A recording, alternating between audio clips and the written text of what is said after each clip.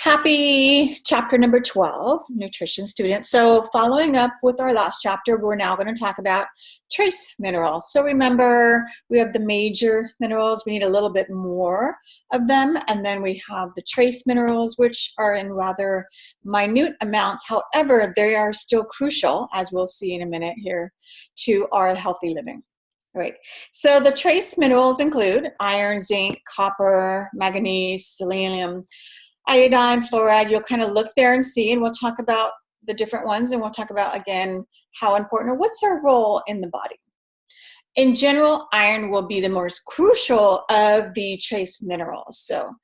And the reason that it is crucial is because iron helps to produce what we call this hemoglobin. And hemoglobin is kind of like the carrier of oxygen throughout our body. So it kind of binds with that oxygen element, and it carries oxygen to our heart, our brain, our cells.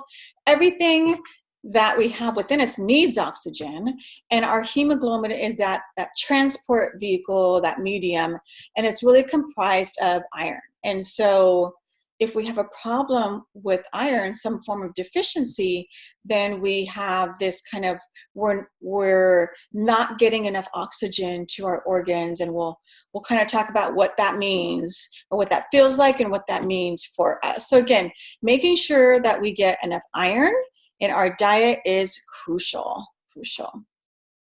Here are the various foods that have iron in them.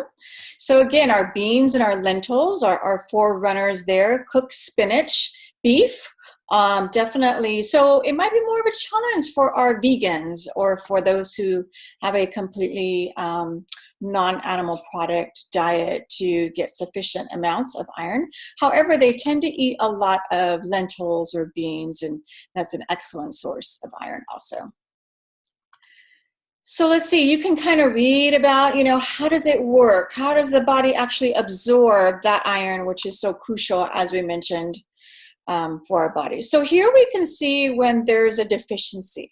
So when we don't have enough iron in our system, then we're going to have some concerns, because like I said, our normal red blood cells, that hemoglobin, is transporting all this oxygen. But on the right side, we can see when we don't have enough of those red blood cells to transport oxygen, and kind of what it's going to feel like. So when we have that iron deficiency, really, really concerning. And most of that, the way that we get iron deficiency is either if your body cannot absorb it, or if we have blood loss. So if we have an injury, for women, because we have our menstrual cycle, that is why whenever you go to give blood, like at the Red Cross or agencies like that, they're always going to kind of prick your finger first to determine your iron level. Because if you're anemic, and that's what it really means to have low iron, then we don't want you donating blood. So we don't want you to give up all, liters of your blood if we know that you already have a low iron count, because we know how crucial it is for the body here, right? And a lot of people have it and are unaware that they're anemic. Right, so those who are at risk of being anemic, again, a couple different categories. As we mentioned, those who are vegans, have a diet that maybe doesn't provide as much iron is a concern. Those who definitely are in poverty or low income struggle just getting a variety of nutrients that may be iron deficient. And then again, as we said, women prior to menopause who have that blood loss is also a concern for you becoming anemic, right? So zinc. So zinc is really important. It's what we call, remember, whenever we see kind of the word cofactor, we think of the word helper. So zinc is like a helper, right? The enzymes and all of that, they're helpers, right? So we really need them for, growth and for all these different developmental stages that we're going to go through. Your foods that are good in zinc here, your beef, your crab, your yogurt, you can look here and get an idea of that. And then again, you can kind of get an understanding of how is zinc absorbed in the body. So copper. So in general, we get copper from our eating meats that are in particular organ meats. So we call organ meats, like the liver and the kidneys. For those of us who maybe don't like those type of organ meats, then again, other selections here are available to get your copper. However, one of the reasons we're concerned about making sure we get enough copper is because when we are low in copper, we're typically low in iron. So they kind of go hand in hand. And again, as we mentioned, we do not want to be anemic. We do not want to have low iron count, because when it's almost like we're starving our organs and our cells. So if we don't have oxygen, remember the hemoglobin is carrying the oxygen to our brain, to our cells, all of that. So they're getting smaller amounts because we don't have enough iron to make that hemoglobin to transport the oxygen.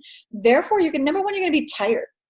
People are anemic, they're tired, right? You're kind of lethargic, you're tired because you're not having that energy, because you're not getting, the oxygen. Think of if you had to go with the reduction in the oxygen you had. It would be difficult to breathe, and it would be difficult to function. And a real concern with why we never want to be anemic is because what's going to happen is our heart is going to have to work overtime, because the hemoglobin is not carrying the oxygen to our cells in the body at the speed it should, or as frequently as it should if we're iron deficient. Therefore, the heart says, I've got to pump twice as hard to push that blood through the body to get the oxygen where it needs to go. So now our heart is working overtime, which again is not something that we want to have it do. Right? And copper in the diet there.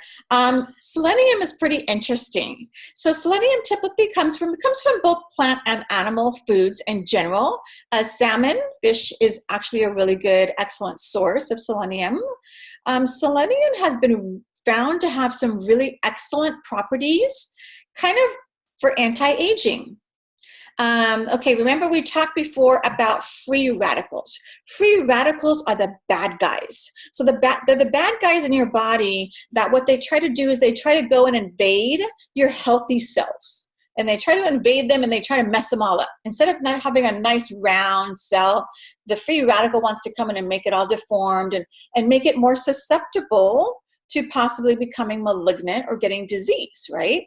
And so we always want to fight those free radicals, and there's some different ways we do that.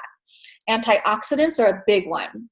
Another one here is selenium, and so selenium actually slows that aging process down because it neutralizes, or it's kind of the warriors that fight off those free radicals, and they protect your cells, right? So really, really good things here. Again, once I went over 50 years old, I started taking a different multivitamin, and that multivitamin is very rich in selenium, right? Because, again, as we age, we're going to fight more of those free radicals, and we want to have that wonderful mineral that can help us do that. So here again, you get some good ideas of the different food sources where you can make sure to be getting your selenium. Iodine. So iodine, when we see the word iodine, most of us sometimes we think about, having salt, because sometimes you'll buy that like Morton salt and it will say iodized, right? Or that it has iodine in it. And that's where we get a lot of our iodine from. So most of the iodine in our diet comes from that salt that has had it added, right? So it's had that iodine put into it. And there's a real important reason why we need to make sure we get sufficient iodine. And the reason is it has a really big role in our thyroid and our thyroid hormone production. So if we look here at our next slide, let's explain what happens here in our thyroid hormone production. So in our brain, again, down here in this pituitary gland is where we're going to release this TSH, and that's kind of regulating a particular hormone level that has to do with iodine.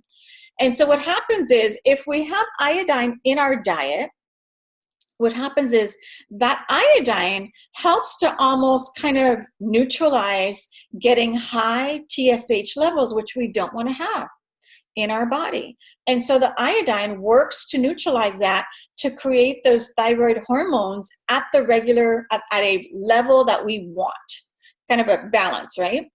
And so it's kind of a vicious cycle. It's a cycle that goes around, and it's healthy for us. However, if our pituitary gland is releasing that TSH and there's no iodine to neutralize the TSH, what happens is the TSH hormone continues to increase. It gets higher and higher. If you take your blood levels, you can tell. Doctors will frequently test your TSH level. You can tell that it's not getting enough iodine to counter or balance or neutralize that TSH. And what happens now is we have this increased TSH hormone in our system, which is really going to throw our whole system off balance. As we can see here in this picture on the slide, this woman has developed a goiter. And a goiter is something that will kind of happen in our thyroid gland, which is, here in our thyroid gland, and it basically will just continue to enlarge and enlarge and enlarge and enlarge.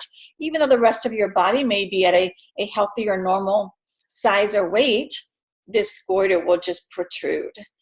The reason that thyroid, it's so important for all of us to be concerned about our thyroid regulation is 1 in 8 of us will develop a kind of low thyroid problem or issue, and more common in women than men. So if you're a woman, you're 8 times more likely than a man to develop a thyroid condition. Very common. The symptoms typically are exhaustion. So typically your body is going to be tired. Sometimes you'll see some different things going on with your hands and your fingers that kind of clue you in that there's a problem. But I personally had no idea. I went through a spell of being tired. Just thought it was, again, stress, being overworked, whatever it be. Went to the doctor, they did a blood panel and came back and said, you have a thyroid condition, which is really, really common in women.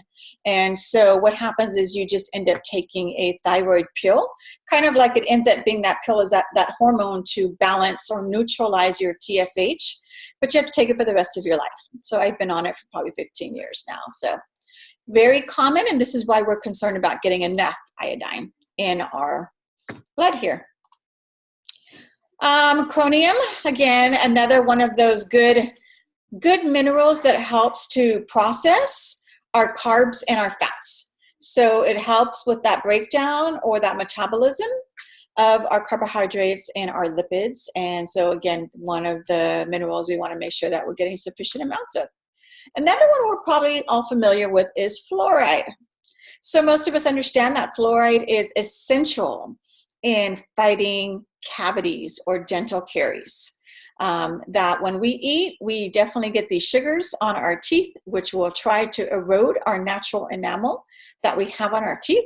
And it is that fluoride that will kind of help get rid of it. And we here in the US, we actually make sure that we get enough fluoride by a couple things. Number one is we typically have fluoride toothpaste. And number two is that we've fluoridated or we've put fluoride into our drinking water systems so that we're kind of forcing everyone to get enough. That doesn't mean that if you do brush your teeth occasionally and you drink water that you'll never get a cavity, right? Because we know that we can have some bad habits, and brushing your teeth multiple times a day is required, necessary, along with flossing and all those other things. But yeah, we can still get cavities. However, we're trying to make sure that most Americans don't kind of go down this road of having problems. And you can see here, not only can you not get enough fluoride, but you can have too much fluoride, which is the picture we see here, the slide on the right, where it's kind of that discoloration of our teeth. All right, and then in your spare time here, make sure that you go through your clicker slides just to make sure you kind of are learning and processing the information. And I will see you for chapter number 13.